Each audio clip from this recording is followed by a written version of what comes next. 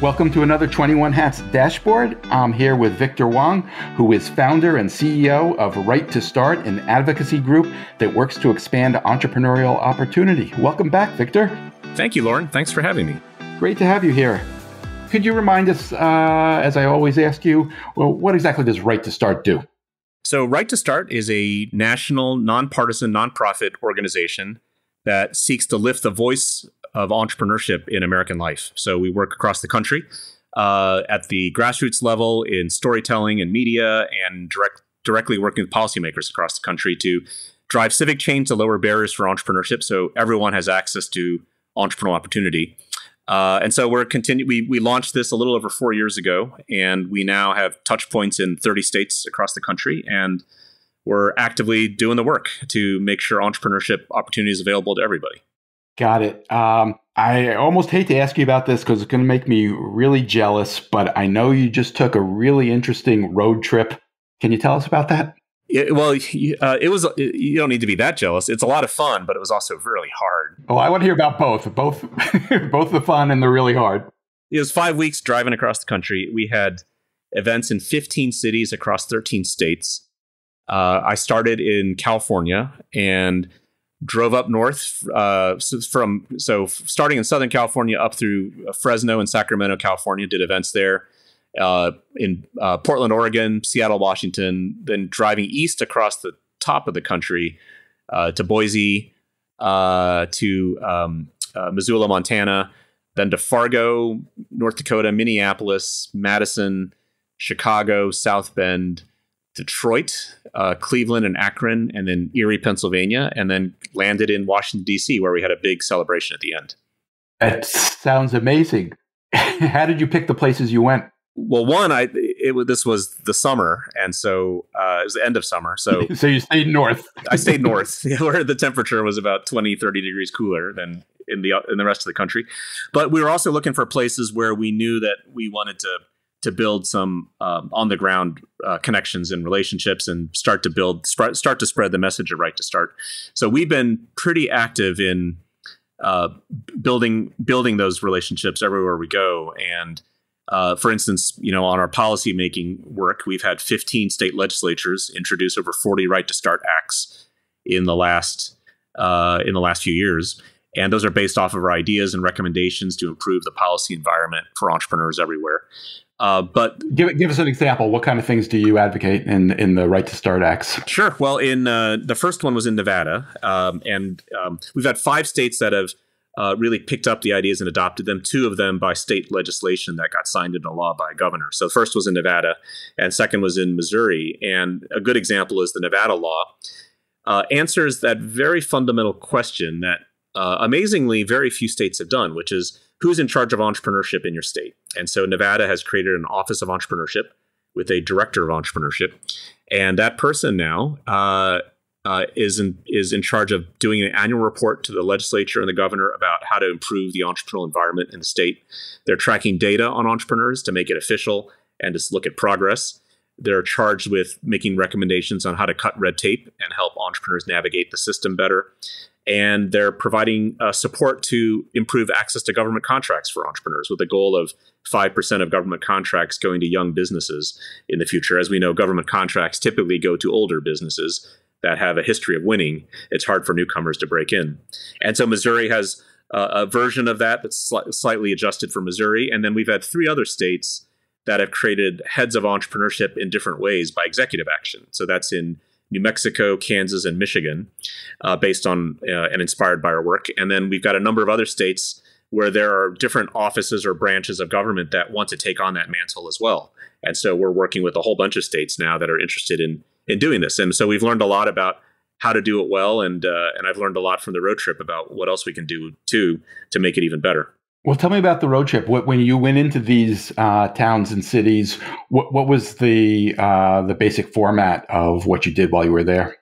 We did a whole range of things. From some events were 100 people with entrepreneurs sharing their stories and their experiences and the issues and the barriers that they face, like live sessions with city officials, and those were remarkable. And then we even had public events with like 200 or more people. So pretty significant size audiences. And then we had other events where, 8 people met in a coffee shop and talked about what the issues were in the entrepreneurship landscape within their towns and everything in between. And so spent time with state legislators, with mayors, with dozens and dozens, if not hundreds of entrepreneurs, with people investing in entrepreneurs, people running entrepreneurial support organizations. And some were small sessions, others were public sessions, some were in exciting spaces, and others were in modest places, and everything in between. You said you learned a lot doing this. That's somewhat surprising because it's not exactly like you're new to entrepreneurship. You've started businesses yourself. You've been an investor in businesses. You worked at the Kauffman Foundation, where I think your title was entrepreneur in residence, maybe? Vice president of entrepreneurship. Okay. You know about entrepreneurship. What did you learn? Yeah, well, I've been doing this work for almost 25 years now. So at some point you kind of start to become a dinosaur if you just stick around long enough. I know about that. Yeah. Well, your OG is the right way to frame it. Thank you. I didn't think I'd learn a lot, but I actually learned a ton. And one of the things that was so interesting is just where is the country now? I think I probably have a better snapshot of what the state of American entrepreneurship is now across all these different communities across the country, at working, talking with entrepreneurs that are building growing tech companies to people doing side hustles in their kitchen and their basement and everything in between. And I think one of the things is the difference between what's happening in the sentiment and the culture of the entrepreneurial sector compared to the national narrative. The national narrative has been for years now one of dysfunction and decline, that this country is going to hell and it's unfixable. Why can't we make things better? What's going wrong with this country? And what's amazing and inspiring is when you're out there in these places at the grassroots with people who've rolled up their sleeves, getting dirt under their fingernails, building stuff, is you just see an entirely different America, which is America is rebooting itself. It's fixing itself as we speak. And I can give you tons of examples, but one great example is just like in Portland, Oregon, in Old Town Portland, has been through some pretty tough times, from COVID and some of the issues they deal with, homelessness, and parts of town have really felt like they've been left behind. But if you go behind the facade of these empty buildings that look empty and you see what's happening behind the scenes, you see the rebirth happening, which is people are building the future right now, and entrepreneurs are leading that way. And so in Old Town Portland, they are building an entire shoe innovation district. So right now, if you're an entrepreneur trying to build a new type of shoe, it's actually really hard to assemble all the different pieces of the supply chain and the ecosystem you need to bring that shoe idea to life. And what they're doing is they're bringing it all into one place, like a block, where you can get 200 to 300 parts suppliers and critical people to know within the ecosystem in one place, where you can go from idea to market, launch, all in one place. And so this sort of leverages the strengths of a place like Portland with the history of Nike and Adidas to the ability to actually innovate at scale and drive entrepreneurship using that strength, but to really focus it on the ground level. And this is happening in some of the toughest hit parts of Portland. But I saw that kind of energy everywhere, like in Fargo, North Dakota.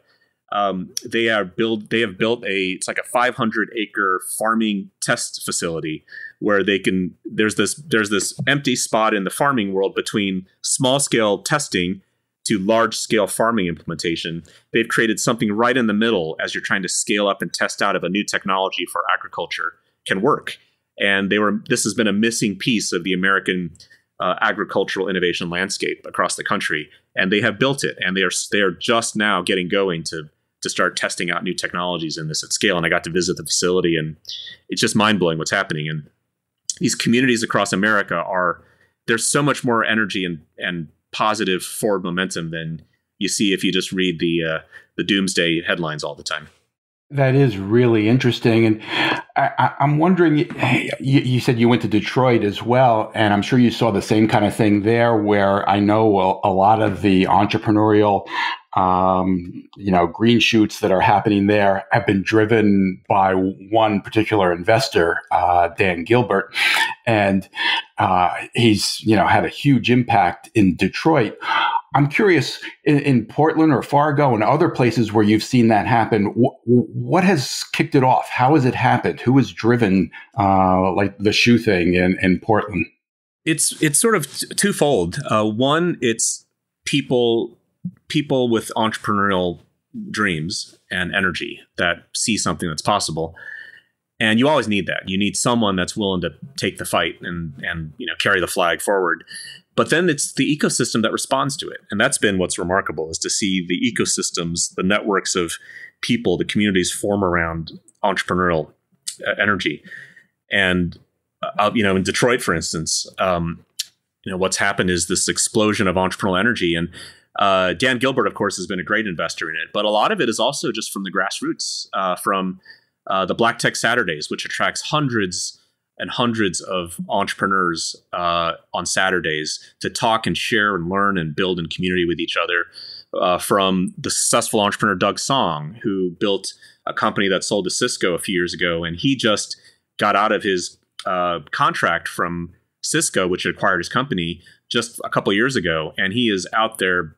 He's taken people on innovation road trips from Detroit to all these surrounding entrepreneurial communities to learn best practices and share them. And this whole energy that you're seeing in places that 10, 20 years ago were kind of thought of as like far behind and so far away from the energy in Silicon Valley or New York or LA, and they're leading the way. In fact, I would say they're some of the most exciting entrepreneurial places in the world now are these communities that, not that long ago were thought of as backwaters. They're kind of leading in so many ways in how they're thinking about economic development and growth. Give us a taste of that excitement. What are you referring to? Well, I'll give you another example. So when I went to Cleveland and Akron, Ohio, so I actually went to both of these cities. And in Akron, they've built they took the old, I think it's the Goodyear tire plant, or one of the old Goodyear tire plants, and they turned it into this co-working space, and a modern co-working space where they host activities. There's maker facilities that people want to manufacture stuff. And it's just a beautiful, remarkable place. And they have full membership, and it's active and energetic. And then you go to Erie, Pennsylvania, and the library in Erie, Pennsylvania has turned into essentially an entrepreneurial hub. They do entrepreneurial programming. They have a maker space. They have podcasting, recording studios for anyone to use for free. In Missoula, Montana, they have a library that's been ranked as one of the top innovative libraries in the world, where they also do the same thing. They've turned it into an entrepreneurial hub with maker space. They do classes. They even do clinical testing on educational innovation for the NIH at the library. They have a whole facility for doing that kind of thing. And there's even a vending machine where you can check out laptops for free to be able to do the work. And so it's sort of everywhere. Like everywhere you go, there's something really interesting that's happening that you just wouldn't expect. And it just shows that you don't really know what's going on until you dig under the surface and you get to see the people, you get to see the work they're doing. And it's just remarkable. Well, I was right. You are making me jealous. But I'm curious about this. We have had, everybody knows we've had this explosion of startups since the pandemic, but I think people don't quite know what to make of it. Some people dismiss it. It's about side hustles. It's not really about starting businesses. Some of it's based on, necessity, just people who lost jobs, just trying to find a way to replace a job as opposed to building a thriving organization. Has this experience given you insight into that? Well, this is a big debate in the way we think about entrepreneurship in America, because what's happened, and this was the result of the way government and economic development sort of evolved in the last half century, which was to focus on big companies and thinking of tech and innovation in kind of its own silo. It kind of like, there's great tech and innovation driven entrepreneurs. And then there's everybody else who kind of, it's cute. We need more yoga. It's nice to have yoga studios and bakeries and dry cleaners. People like to use the term lifestyle entrepreneur, which drives me crazy. Yeah, which is it's pretty naive because it's not much of a lifestyle if you're thinking it's like sitting on beaches and drinking margaritas. It's hard. It's hard to build a business no matter what it is. And I think that narrative is broken about that there's essentially the tech venture backable businesses that are worthy of economic attention and government officials should care about them. And there's everybody else that's sort of irrelevant because several things. One, the data shows that's actually not what happens today. So there's an Intuit study that shows that almost 90% of businesses now are tech-enabled businesses. They use tech for sales, they use for infrastructure, for customer relation management. Technology is every company today. Every company is using technology to reach and grow. And so that's different from an era past where technology was expensive and only a few companies had access to it. That's the narrative from 2 decades ago that really permeated the world of economic development. And it's just very different now. Tech companies are kind of almost every company today. The other story is that if you actually look at what real companies do, that's actually not what happens. So one example from history is Mr. Ewing Marion Kauffman himself. So I ran the entrepreneurship work at the Kauffman Foundation, but people don't remember the story of Mr. Kauffman. By the 1980s, he built a company. It was one of the leading, most innovative pharmaceutical companies in America called Marion Labs. And they were valued over $6 billion. This is the 80s. So this was a very high-flying unicorn company at the time. That was the 80s. What people don't remember is that he started the company in 1950 selling health supplements from the trunk of his car.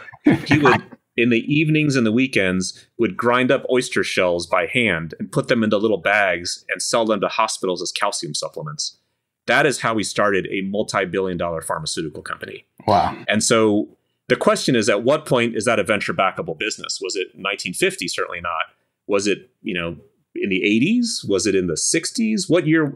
And the point is, it's a sliding scale as someone comes up with a side hustle, some idea to kind of build something or sell something, and then they just evolve. This is the true entrepreneurial journey is one of growth and evolution and learning how to build something. And a lot of companies don't scale, but they're also great innovative companies too. They just find their niche. And but the point is, you just don't know. And for people that might say, well, that was 70 years ago, you can't do that today. Well, if you've ever had Dots pretzels, which are very popular today, that company was started in a small rural town in North Dakota, a town of like 1,000 or so people, by a woman named Dot Henke, basically making pretzel mix and seasoning in her home and giving it to her friends and neighbors, taking them to dinner parties around her community. And people loved it, and it grew and grew. And that company was bought by Hershey's a couple years ago for over $1 billion. And so it happens today. Like, you just don't know. And that pretzel company is your next unicorn in your town. You just didn't know it. So we have to take a much more nuanced view of entrepreneurial energy and think of it as shades of gray. It's a continuum of growth, as opposed to there's the cool kids that get accelerated classes and everybody else that's condemned to a lifetime of being a quote, mom and pop or a lifestyle business or a Main Street business. You just never know. And our job as society, as an economy, should be to nurture everyone and every opportunity to its full potential. So the rates of entrepreneurship were falling before the pandemic. They've been rising since, and people have wondered whether that will continue. It sounds like you're suggesting you think it's going to continue. Well, the numbers show that the COVID really pushed people out of their comfort zones. On this road trip, I lost count of how many people, dozens of people who said COVID changed their lives. Like, they'd say, I moved to this town during COVID. I decided to launch this business during COVID. I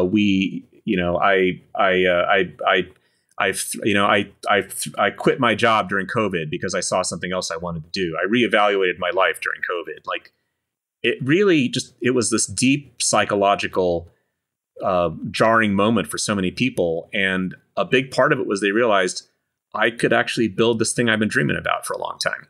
And not only that, but the means and the tools to do that seem to be accessible now more than ever. What hasn't happened, though, is the environment in which that we support that as civic institutions, as policy institutions, as government, as economic development are still from before. They're essentially industrial era systems that are in place, and we have not changed those. So at Right to Start, we're focused on modernizing that.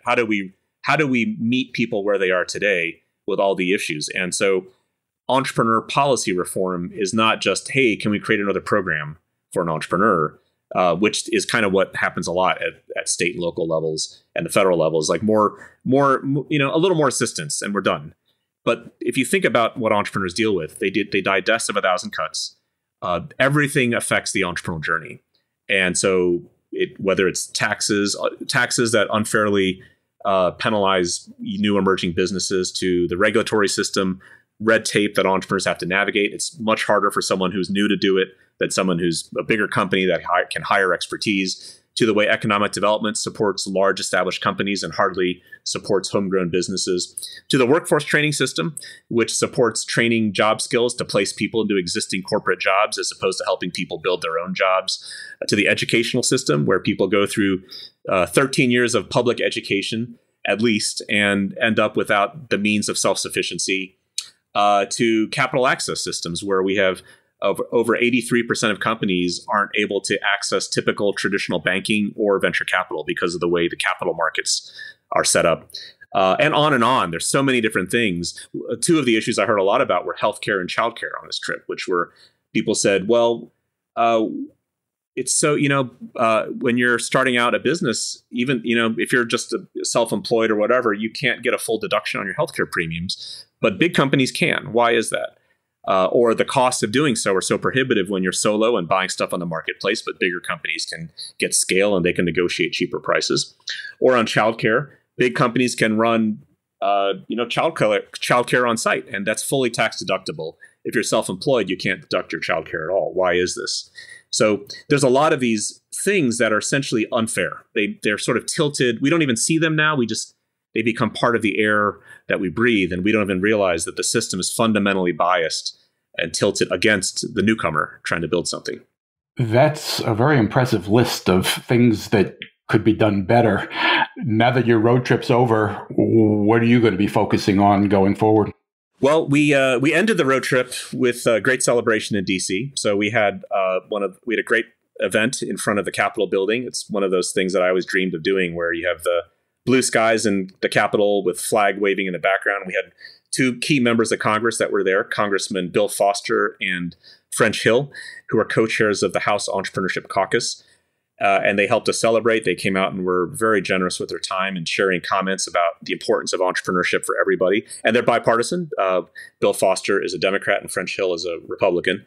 And so the nature of the bipartisanship of this issue came through. And then we did a private gathering with the administrator of the Small Business Administration, Isabel Casillas Guzman. And she was very generous with her time. We spent a lot of time with her. I invited people I met on the road trip to join me for that event. And so we had about 10 people that flew in or traveled into town to join us for that meeting with Administrator Guzman, as well as the event on Capitol Hill. And then we had a happy hour at the end to celebrate. We had like 50 people join us for drinks to celebrate this end of the road trip and the importance of entrepreneurship. And so what's next is we're continuing to expand this work. We are seeking to get a presence in all 50 states now. We've got people involved in 40 states now in some way or other that are associated with the Right to Start. And the idea is that this should be something that we have a voice for. So people that want to get active in Right to Start, they can sign up. They can either be someone that signs our statement of principles. We have a simple statement of values that we put up on the site, and people can sign it. It's like it basically says Americans care about entrepreneurial opportunity and access, and we want our leaders to help us do this as well, help us do a better job. So and so people can sign. If you go to the Right to Start website, there's a Take Action button. That's how you sign up. And then we're looking at building out our presence and building out our voice at every level of American life. And so moving into 2025 after the election, entrepreneurial opportunity has become part of the national discussion now. We've seen it being raised at the political level, at the national level, and the state level, and the local level. And Right to Start has been continuing to support that with our work. And so we just continue to see this grow. We'd love to be in all 50 states. We'd love to be in every city in America with some kind of presence. And so this is the goal. The idea is that entrepreneurial access and the barriers that make entrepreneurship available for people should be widely available and fair to everybody. Are you going to take another road trip at some point? Well, at this point, I'm just catching my breath and breathing a bit. It was it was quite a road trip. It was kind of epic in the scale of it. At some point, though, I will. I mean, I maybe the greatest sort of most beautiful takeaway is that seeing America like this caused me to fall back in love with America all over again. It is truly a remarkable place, from the people to the vistas to the sights to the energy, to the differences, like the uniqueness, the unique cultural qualities of every place, and how they tie us all together. It is a beautiful, beautiful country, and it's full of so much energy. It's kind of the great startup nation of the world. And as we rebuild and reboot ourselves, I think the world will look to us for inspiration. And I certainly found it on this trip.